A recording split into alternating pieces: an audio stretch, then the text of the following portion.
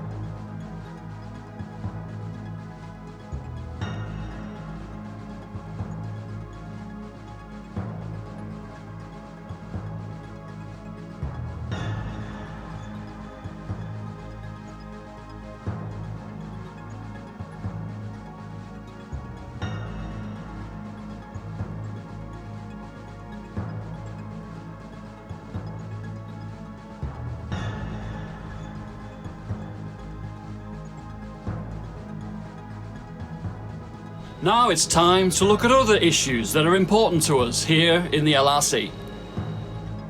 We've always loved horror. It's just that horror hasn't always loved us.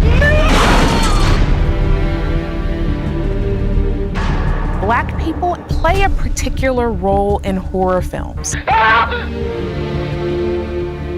First, we weren't in it. We were played by white people. Yeah. We went from maids to pimps and hoes. If there was somebody black, they would be the first to die.